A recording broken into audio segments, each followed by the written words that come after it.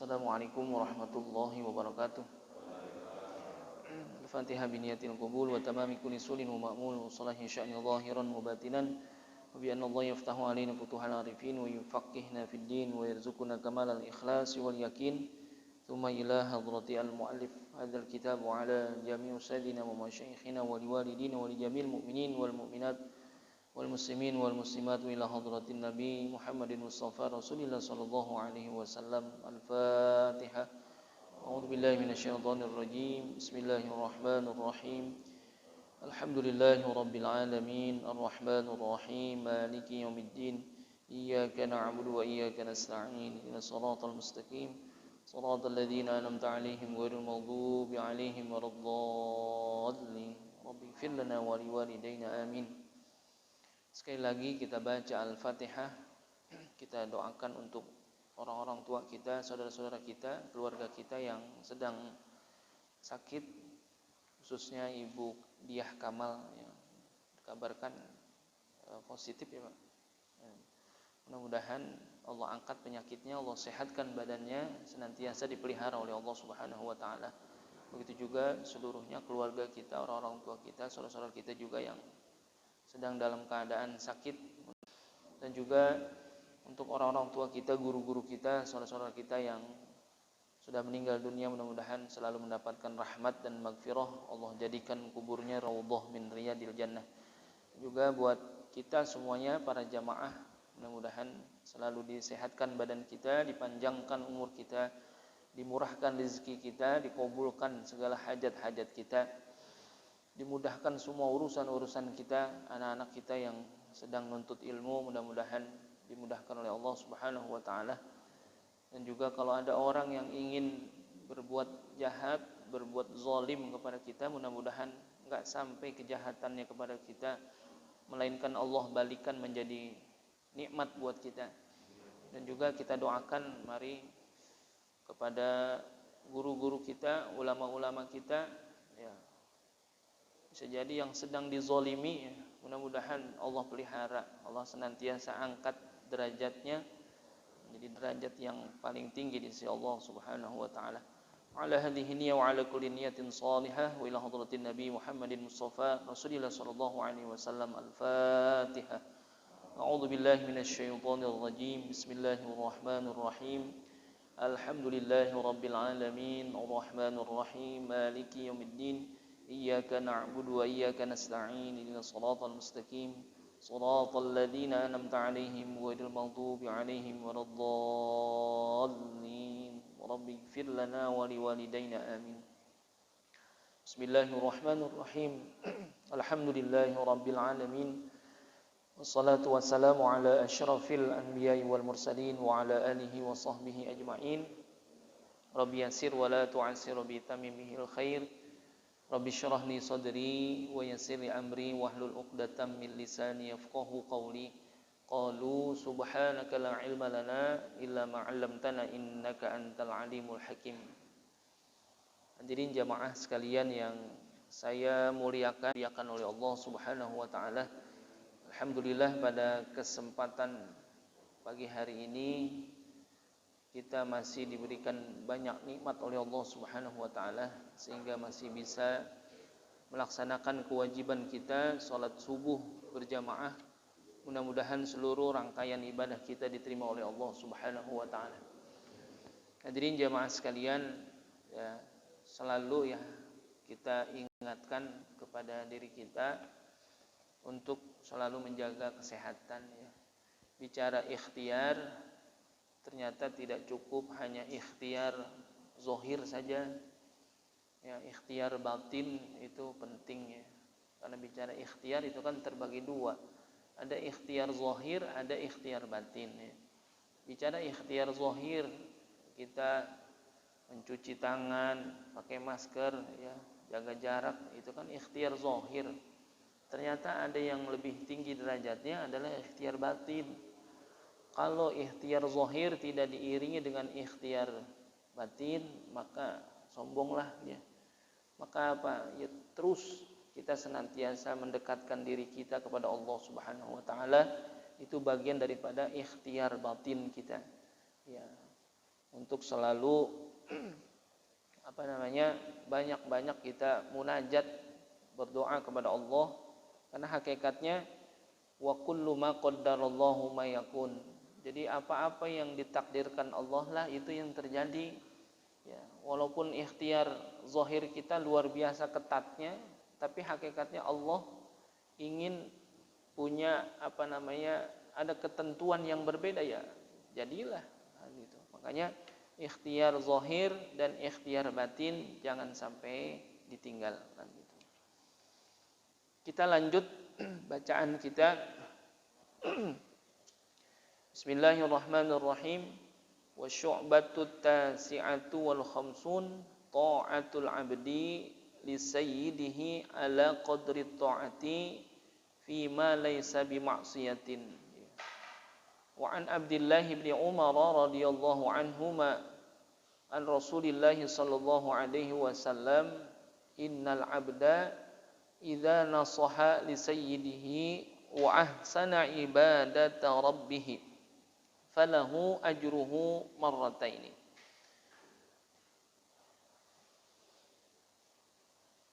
Adapun cabang iman yang ke-59 ya, wa syu'batut tasi'atu wal khamsun ta'atul 'abdi li sayyidihi ala qadri taqati fi ma laysa bi ma'siyatin.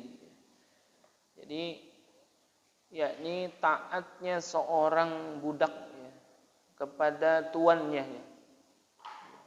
Ta'atul 'abdi li sayyidihi, taatnya seorang budak terhadap tuannya, terhadap sayyidnya, ala qadri taqati fi ma laysa bi ma'siyatin, sebatas ya kemampuannya ya, qadri taqati fi ma laysa bi ma'siyatin, dalam hal yang bukan maksiat.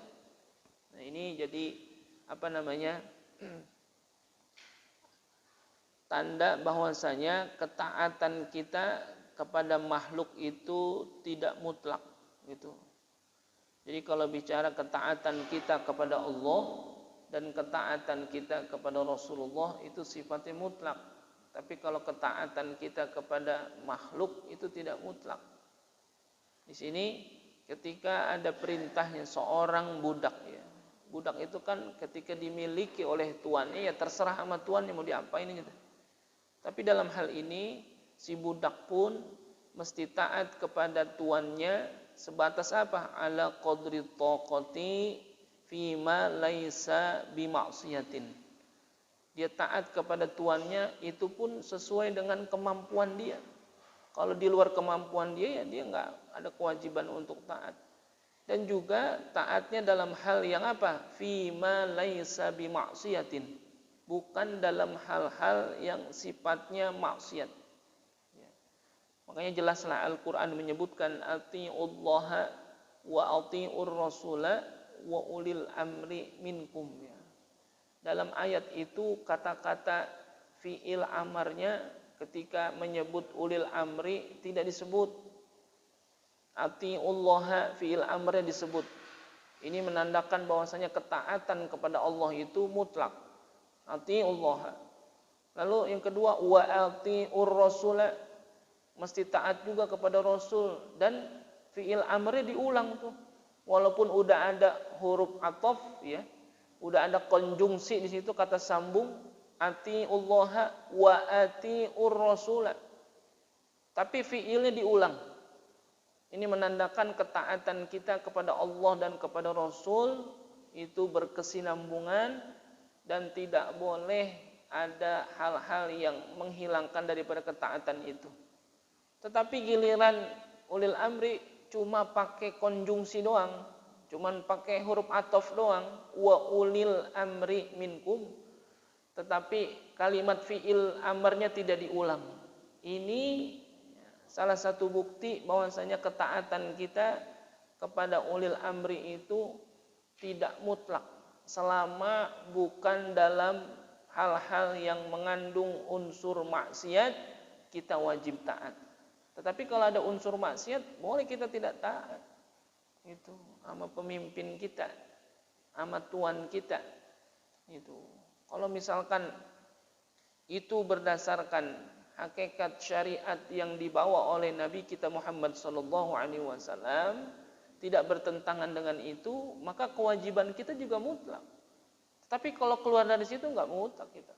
Jadi ketika kita tidak taat ya nggak dosa. Gitu. Ya misalkan ada suami merintah istrinya, kamu kalau belanja ke tukang sayur jangan jujur banget apa?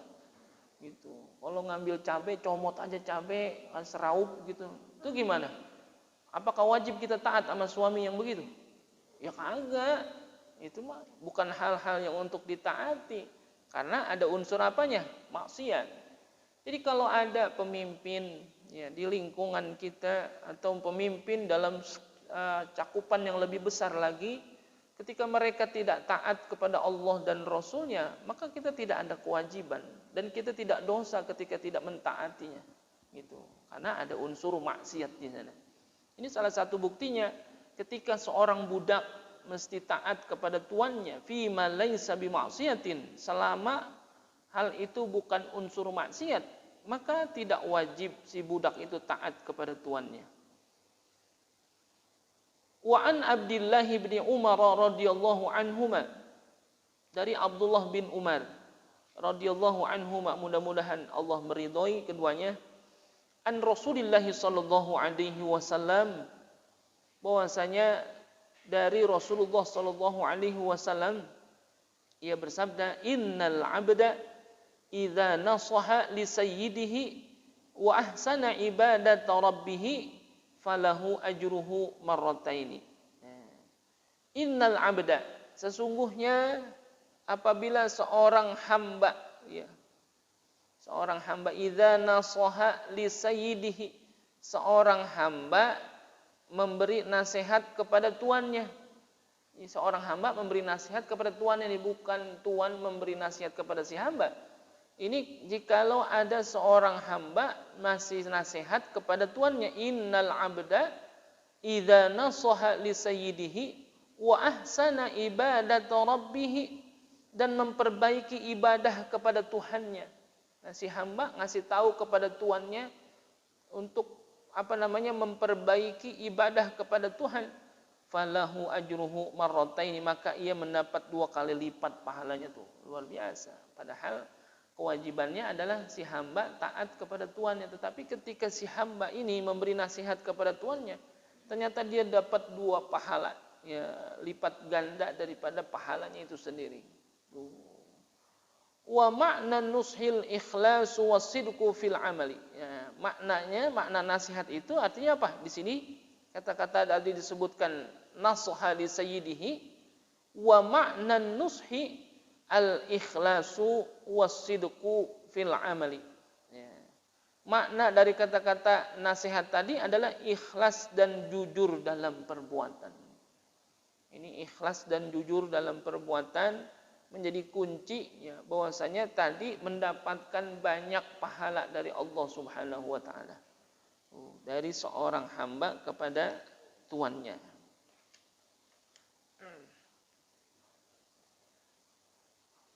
Wa syu'batus situn hifzu huquqiz zaujati wal auladi.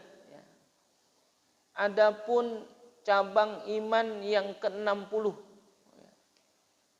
adalah apa? Hifzu huquqiz zaujati wal auladi, menjaga hak-hak istri dan anak-anak. Ya, ini adalah kewajiban kita untuk menjaga hak-hak istri dan anak-anak. Fayajibu 'ala ar-rajuli nafaqatu zaujatihi bitamkinit tammi bihasabil qadril laiki bihi wa hiya muqaddaratun fil qillati wal kathrati bi'tibari i'sarihi wa isarihi wa tawassutihi. Jadi menjaga hak-hak istri dan anak itu apa maksudnya? Fayajibu 'alar rajuli, maka wajib hukumnya bagi seorang laki-laki nafaqatu zaujatihi, yakni memberi nafkah kepada istrinya, bitamkinit tammi, dengan sepenuhnya apa? Kemungkinan-kemungkinan yang ada. bihasabil qadril laiki bihi, sesuai dengan ukuran kemampuan yang layak. Ya, jadi kewajiban suami terhadap istri adalah memberi nafkah yang sesuai dengan ukuran kemampuan yang layak. Sesuai kemampuan yang layak. Sesuai kemampuan tetapi yang layak. Yang layak juga disebut dalam agama itu. Jadi kalau misalkan disebut wahiyya muqaddaratun fil qillati wal kathrati bi'tibari i'sarihi wa isarihi, kira-kira ukuran sedikit dan banyaknya nafkah itu dilihat dari apa? Dilihat dari seberapa miskinnya dia, kayanya dia, atau sedangnya itu siapa? Si suami. Jadi nggak boleh, nggak ada paksaan. Walaupun bicara nafkah itu adalah hak istri dan kewajiban suami, tetapi di sini dibatasi juga, artinya ukuran sedikit dan banyaknya nafkah itu dilihat dari apanya? Dari seberapa miskin, kaya, dan sedangnya siapa? Si suami. Jadi tidak ada paksaan. Itu, jadi tidak ada yang namanya memaksakan diri, itu nggak ada. Ini Pak, mohon maaf, Depok itu salah satu kota di Indonesia yang angka perceraiannya itu tinggi. Itu dibandingkan dengan ya, daerah-daerah lain. Depok itu termasuk tinggi. Ya, angka perceraian di Depok itu terakhir nomor 4 gitu ya, di Indonesia. Luar biasa ya. Dan banyak pengaduan di mana? Banyak pengaduan ke kantor urusan agama gitu ya. Jadi kan KUA itu bukan ngurusin orang nikah doang, Pak. KUA juga ngurusin orang apa? Cerai juga. Dan bahkan bukan itu doang, sebetulnya di KUA itu banyak ya. Sebetulnya ada 8 permasalahan yang bisa kita konsultasikan ke kantor urusan agama ya. Ini mesti dikasih informasi juga, karena orang kalau ke KUA konotasinya apa? Nikah aja gitu. Coba ada bapak datang ke kantor KUA, terus foto, jadiin profil, pasti orang apa? Konotasinya, wah mau nikah lagi katanya gitu. Padahal banyak hal-hal yang bisa dikonsultasikan berkenaan dengan zakat, wakafan gitu, berkenaan dengan permasalahan-permasalahan yang sedang dihadapi dalam urusan agama, itu bisa dikonsultasikan di KUA. Tapi memang kita kadang-kadang kalau udah bicara KUA ya udah konotasinya udah nikah aja. Itu banyak Pak, Ibu, pengaduan di kantor urusan agama kita yang pengen mediasi. Itu banyak terjadi permasalahan-permasalahan di rumah tangga yang ujung-ujungnya adalah urusan apa? Nafkah. Urusan nafkah tuh. Itu banyak. Jadi diteliti di Depok, perceraian itu terjadi karena apa? Membandingkan kehidupannya dengan kehidupan orang lain dalam urusan nafkah. Itu bisa jadi sepele. Itu istrinya minta ganti NMAX karena punyanya cuman Mio, minta ganti NMAX, bercerai Pak gara-gara NMAX tuh. Gitu. Istrinya minta NMAX, suaminya enggak menyanggupi, minta waktu, tapi si istrinya enggak sabar, akhirnya banyak pertikaian, ya banyak cekcok dan lain sebagainya, ujung-ujungnya cerai. Padahal gara-gara NMAX tuh luar biasa. Tapi memang itu terjadi. Padahal kalau kita lihat di sini, wahiyya muqaddaratun fil qillati wal kathrati bi'tibari i'sarihi wa isarihi wa tawassutihi. Bahwasanya bicara tentang nafkah itu ukurannya sedikit dan banyaknya itu nafkah sesuai dengan apa? Bi'tibari i'sarihi wa isarihi wa tawassutihi. Jadi sesuai dengan apanya? Seberapa miskin, kaya, dan sedangnya itu siapa? Si suami. Jadi jangan ada paksaan, walaupun itu hak. Ya. Bicara nafkah itu adalah haknya istri, akan tetapi tidak ada yang namanya paksaan, memaksakan diri itu. Karena dilihat juga sesuai dengan seberapa kaya, miskin dan sedangnya kemampuan si suami itu tadi.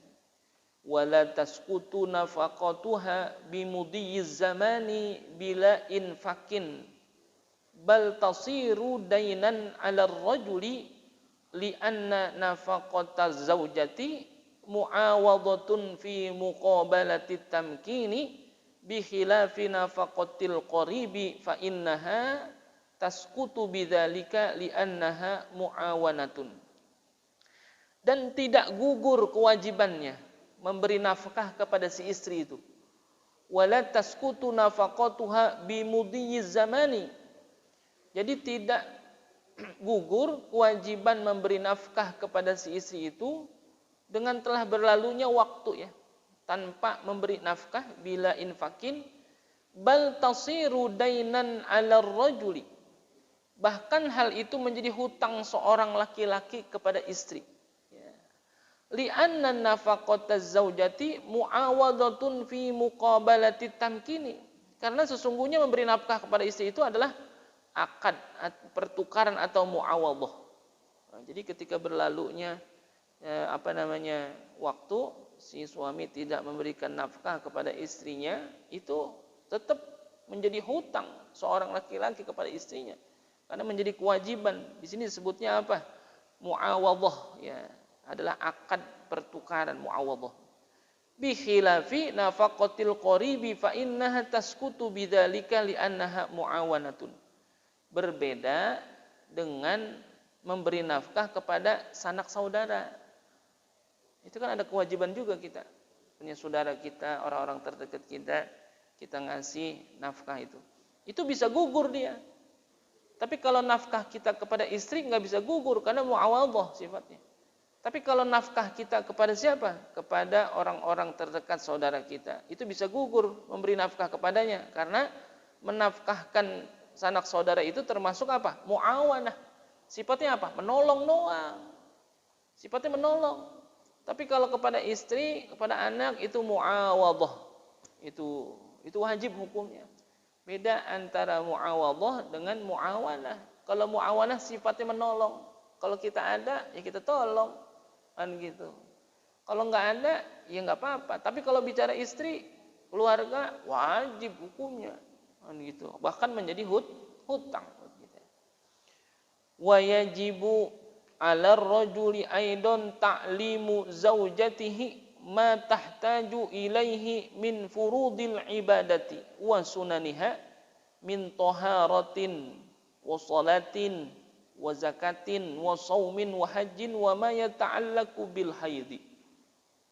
Dan juga wajib bagi siapa? Bagi laki-laki nih. Ngapain? Ta'limu zaujatihi. Ngajarin. Gitu ya, mengajarkan kepada istrinya tuh. Wajib tuh. Jadi kewajiban ngajarin kepada istri adalah kewajiban suami.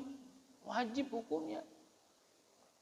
Ma tahtaju ilaihi min furudil ibadati, tentang perkara-perkara yang apa? Yang dibutuhkan ya. Ma tahtaju ilaihi min furudil ibadati, tentang perkara-perkara yang dibutuhkannya itu tentang hal-hal yang fardu ibadah, wa sunaniha, dan yang sunnah-sunnahnya itu. Min taharatin wa salatin, seperti ngajarin toharoh. Apa toharoh? Bersuci. Wa salatin, dan juga salat. Wa zakatin, dan juga zakat. Wa saumin, puasa. Wa hajjin, haji. Wa ma yata'allaku bil haidi, dan juga yang berhubungan dengan urusan haid. Itu kewajiban suami tuh. Wajib hukumnya suami itu ngajarin apa? Hal-hal yang sifatnya fardu dan juga hal-hal yang sifatnya sunnah. Wajiban suami itu. Ngajarin apa? Toharoh. Ya berkenaan dengan syariat, rukun Islam. Salat, puasa, zakat, haji. Itu kewajiban suami. Kalau suami nggak ngajarin, dosa. Lalu bagaimana kalau saya nggak mampu untuk ngajarin? Serahin kepada yang ngajar. Boleh. Saya nggak bisa ngajarin karena keterbatasan waktu. Saya nggak bisa ngajarin karena keterbatasan ilmu. Bagaimana? Serahin, panggil guru, suruh ajarin perkara-perkara yang wajib. Karena ini sifatnya wajib ain, yang mesti ada kewajiban itu bagi setiap muslim. Kalau nggak bisa, kalau dia nggak tahu, dosalah dia. Coba kalau perkara sholat, dia kagak tahu bagaimana, ya dosa. Makanya ada kewajiban seorang suami itu memberikan apa? Ta'limu zaujatihi, mengajarkan kepada istrinya tentang perkara-perkara yang dibutuhkannya dalam hal urusan-urusan yang fardu, urusan sunnah seperti toharoh, ya, bersuci, ngajarin wudu, itu kewajiban suami sebetulnya terhadap istrinya. Kecuali memang si suami nggak bisa atau terbataslah ilmunya atau terbatas waktunya, maka boleh tuh menyerahkan kepada orang yang mengajar, gitu boleh. Bahkan wajib tetap. Udah nggak diajarin, ini si istri nggak disuruh ngaji, nggak disuruh belajar, ya dosa. Itu nggak dikasih kebebasan dia untuk belajar, untuk memperbaiki ibadahnya. Utamanya itu ibadah, ya, berkenaan dengan toharo, sholat, puasa, ya, haji, dan hal-hal yang berhubungan dengan urusan haid. Maksudnya apa? Berhubungan dengan fikih wanita. Itu urusan haid kan, fikih wanita. Makanya dulu pada nanya, saya mah nggak usah baca bab haid, kan saya mah laki-laki. Baca bab haid mah perempuan. Lah, kamu kan laki-laki nanti punya istri. Ya, bagaimana ngajarin istri tentang perkara haid? Bagaimana nanti ngajarin anak tentang perkara haid? Wajib hukumnya. Jadi bicara tentang kewajiban suami bukan hanya bicara nafkah secara lahiriah, tetapi juga nafkah secara batiniah. Itu kewajiban. Wa laisa lahu darbuha ala tarkis salati wa nahwiha min huquqillahi khilafan libnil barizi bal yuqtasaru alal amri. Dan tidak boleh suami ngapain?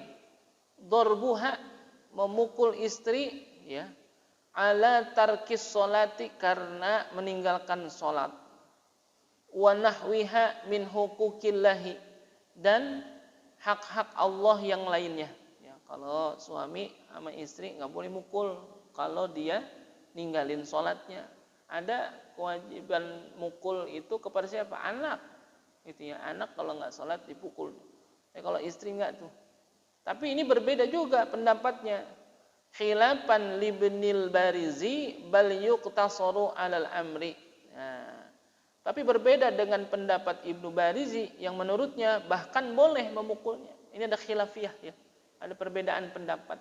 Jadi kalau istri nggak mau sholat, boleh nggak dipukul? Menurut pendapat Imam Ibnul Barizi, dibolehkan tuh memukul. Karena apa? Bal yuqtasaru alal amri bi khilafi huquqi nafsihi wa hiya siyanatu nafsiha min antawatta'a farashahu ghairuh. Nah, berbeda lagi dengan hal yang berkaitan dengan hak-hak diri suami. Ada juga memang hak suami itu ada juga. Gitu. Jadi kalau misalkan tadi ada istri yang tidak sholat, suami boleh nggak mukul? Ini khilafiyah. Kan yang ada kewajiban mukul itu orang tua kepada anak yang udah masuk usia akil balik, lalu dia tidak menjalankan syariat seperti sholat, maka dipukul tuh.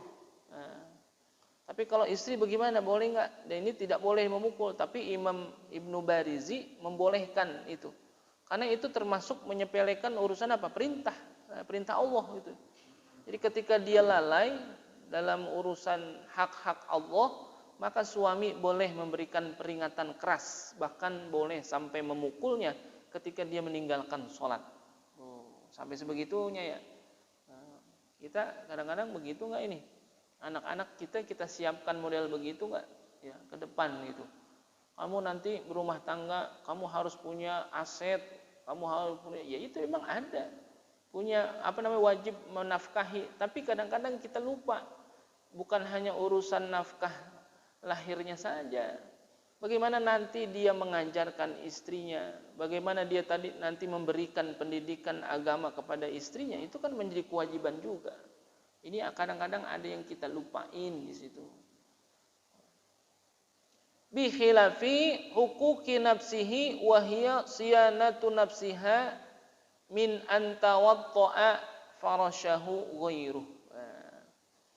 Ini berbeda dengan hal yang berkaitan dengan hak-hak diri suaminya. Suami juga punya hak. Selain si istri punya hak, suami juga punya hak. Di antaranya adalah ngapain? Wahia siyanatu nafsiha.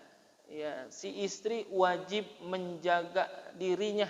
Ya, menjaga dirinya min antawadda'a farashahu ghairuh. Seorang istri harus memelihara dirinya dari perbuatan hal-hal yang menyimpang. Ya, hal-hal yang nyeleweng. Harus tetap menjaga, memelihara dirinya dan kehormatannya. Itu wajib si istri itu. Makanya kalau misalkan ada hal-hal yang mendekati itu, wajib dihindari itu. Makanya Al-Quran bilangnya apa? Wala taqrabuz zina. Jadi jangankan zina, deketin zina aja kagak boleh. Gitu. Karena itu dalam rangka apa? Memelihara diri. Khawatir nanti akan terjerumus ke dalam perzinahan. Itu. Lalu apa? Wal ihtijabu an ru'yati ajnabiyyin li syai'in min badaniha mimma yahrumu nazaruhu. Apain? Menutupi aurat. Ya, ihtijab an ru'yati ajnabiyyin, dari penglihatan laki-laki lain yang ajnabi, yang asing ya. Li syai'in min badaniha, kepada anggota tubuhnya yang apa? Mimma yahrumu nazaruhu, dari apa-apa yang haram dilihat. Ini wajib ya, ihtijab.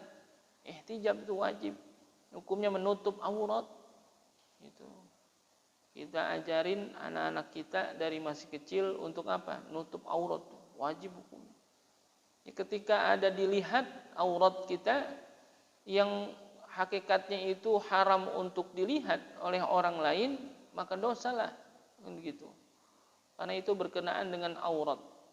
Bahkan aurat kita sebetulnya di dalam sholat dan di luar sholat sama tuh Pak.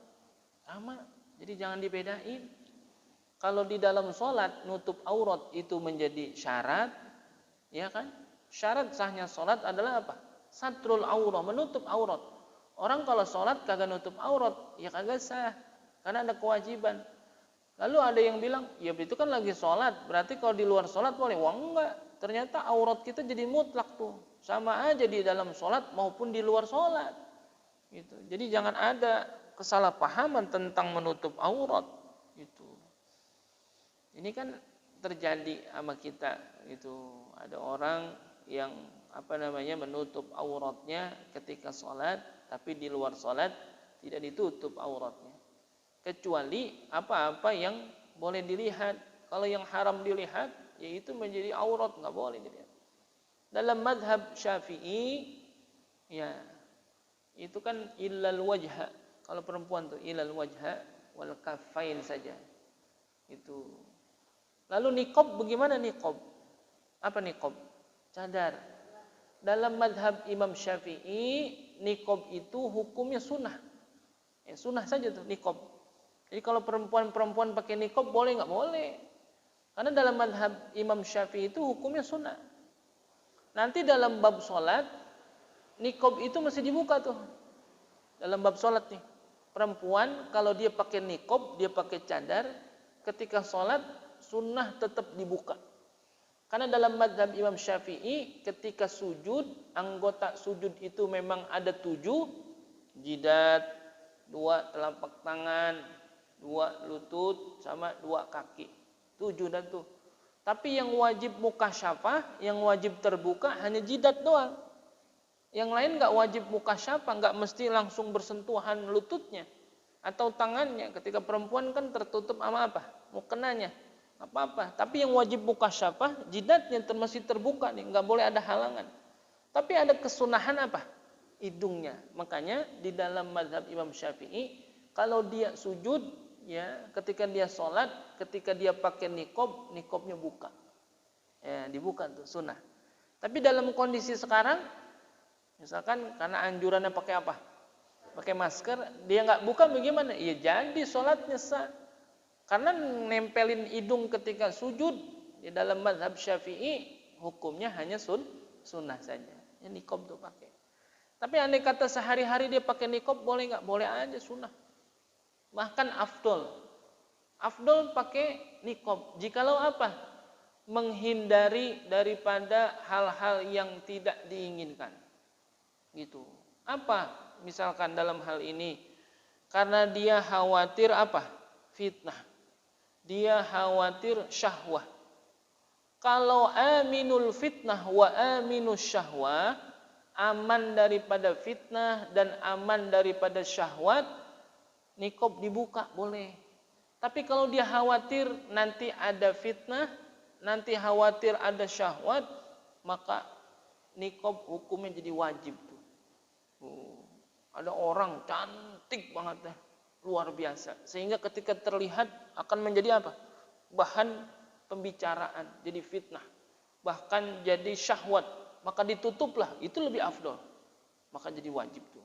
Walaupun dalam madhab Imam Syafi'i hukumnya sunnah makin niqab. Tapi kalau dia misalkan dia khawatir dengan dibukanya timbul fitnah atau timbul syahwat, maka ditutup lebih utama. Ini ketika bicara tentang ihtijab, ya, menutup ya perempuan-perempuan itu daripada apa? Auratnya. Jadi sayang-sayang itu aurat kalau diapain? Dibuka. Ya, kalau orang Betawi bilang beriab. Apa beriab? Perempuan itu nggak pakai penutup, beriab, rambutnya dilepas. Ada, wah. Itu kan apa namanya? Menyala-nyala, dalam riwayat menyala-nyala apa? Api neraka. Gitu. Ya kita ajarin anak-anak kita. Kadang-kadang anak-anak kecil itu udah dipakein hijab. Ada yang bilang, "Oh ya kesian itu gerah dan sebagainya." Biarin deh, dia gerah di dunia daripada dia gerah di akhirat. Dan gitu. Kita ajarin.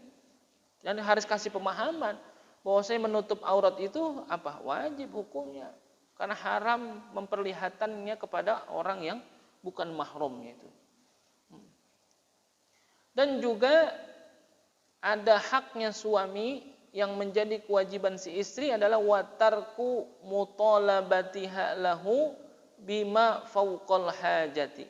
Nah, istri itu tidak boleh menuntut ya yang melebihi daripada kadar kemampuan suami. Ya. Watarku mutalabatiha lahu bima fauqal hajati. Jadi nggak boleh menuntut yang melebihi kadar kemampuan suaminya. Gitu. Tapi ya si suami wajib hukumnya tuh ngapain? Ya berusaha. Gitu. Tapi kalau misalkan si istri harus punya apa? Harus punya kesadaran diri untuk tidak menuntut yang melebihi daripada kadar suaminya. Gitu. Jadi harus ada apa namanya ya bicara tentang sakinah ya, mawaddah ya warahmah. Bagaimana membangun sebuah hubungan. Tuh. Jadi kadang-kadang memang ada tuntutan, ya si suami juga ada tuntutan tuh kadang-kadang. Bisa jadi ada orang yang apa? Bisa jadi nih, ada orang yang korupsi, ya, itu gara-gara ada tuntutan juga bisa jadi, gitu. Karena di rumah tuntutannya besar, pengen ini pengen itu, sedangkan ya kemampuannya belum sampai kepada hajatnya. Akhirnya ya dia mencari jalan-jalan yang hakikatnya diharamkan lewat agama tuh. Banyak sekali. Ya kita kalau ngelihat apa namanya para sahabat ya Rasulullah sallallahu alaihi wasallam ya.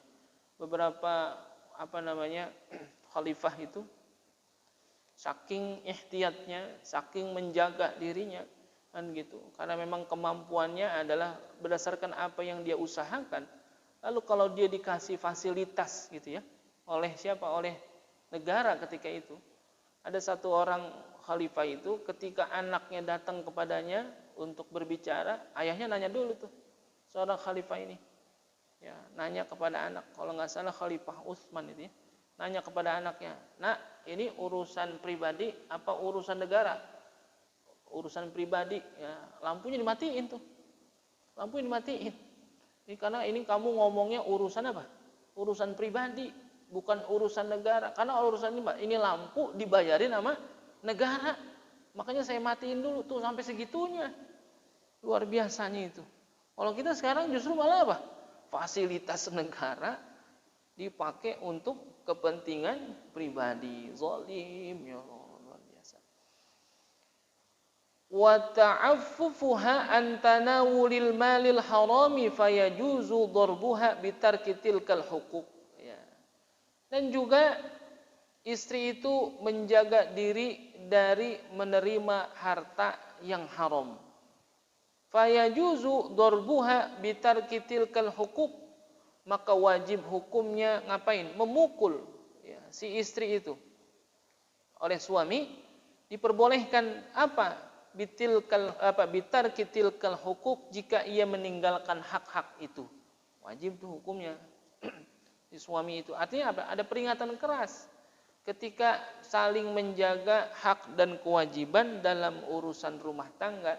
Sehingga ketika ada yang melanggar itu, maka ada peringatan keras yang wajib diberlakukan. Wa yajibu aidan ay yu'allimaha wujuba ta'ati zauji fi ma laysa bi ma'siyatin. Dan suami itu wajib mengajarkan istri tentang kewajiban mentaati suami. Ya. Wujuba ta'ati zauji fi ma laysa bi ma'siyatin. Dalam segala hal yang bukan urusan maksiat tuh. Wa yu'allimaha hurmatal kadhibi ala wujudil haidi. Dan suami wajib mengajarkan istrinya akan haramnya berbohong. Ya.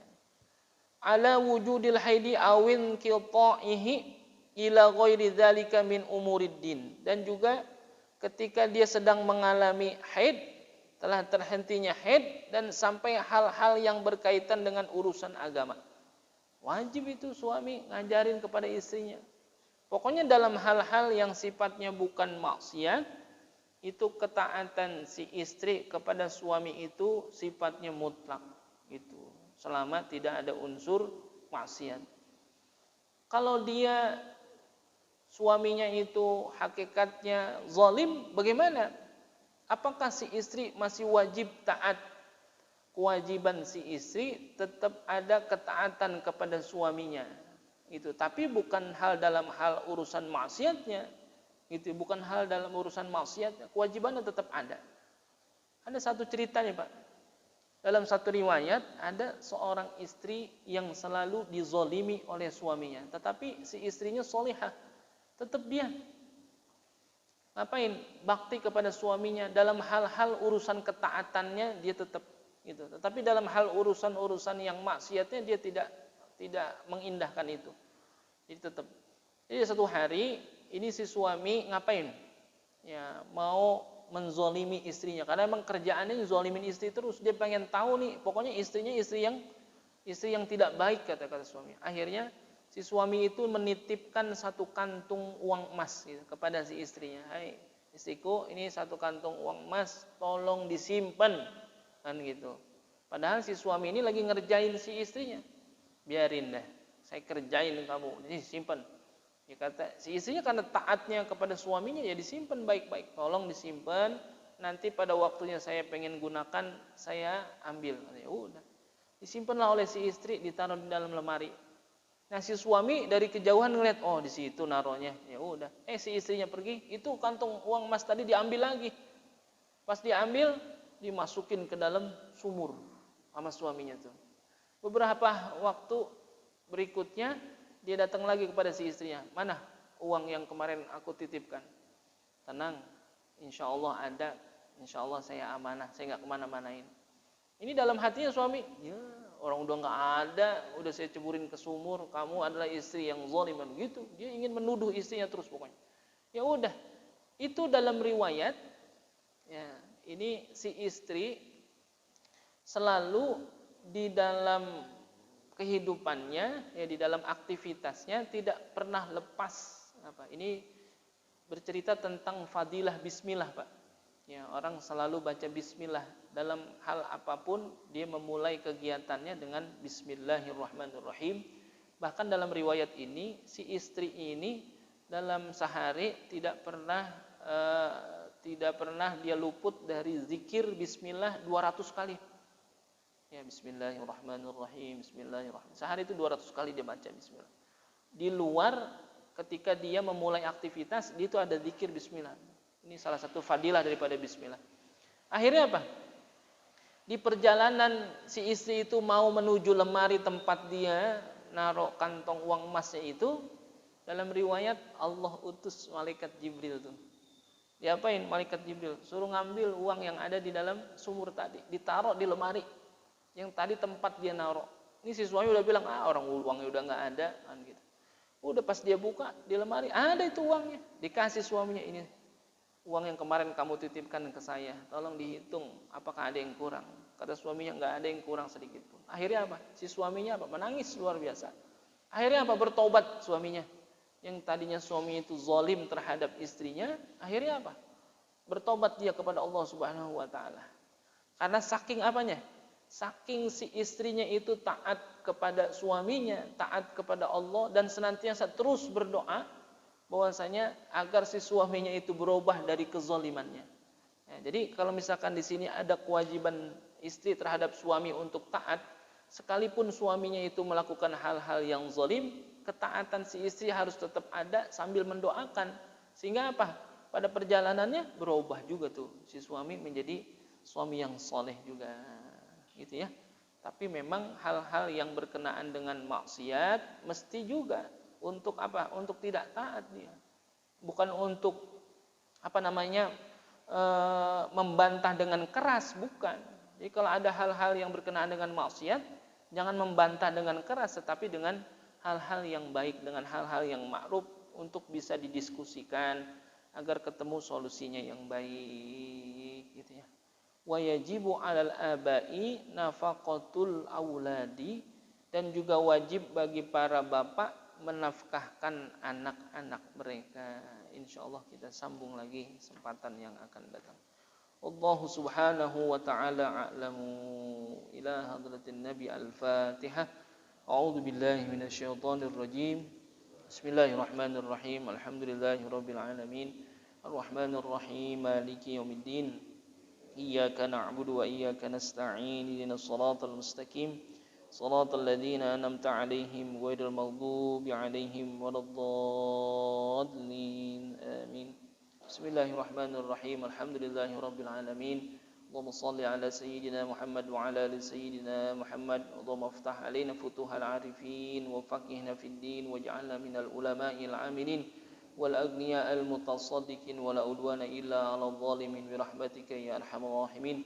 Allahumma inna nas'aluka ilman nafi'an wa 'amalan shalihan wa rizqan halalan wa khairan katsiran bi rahmatika ya arhamar rahimin.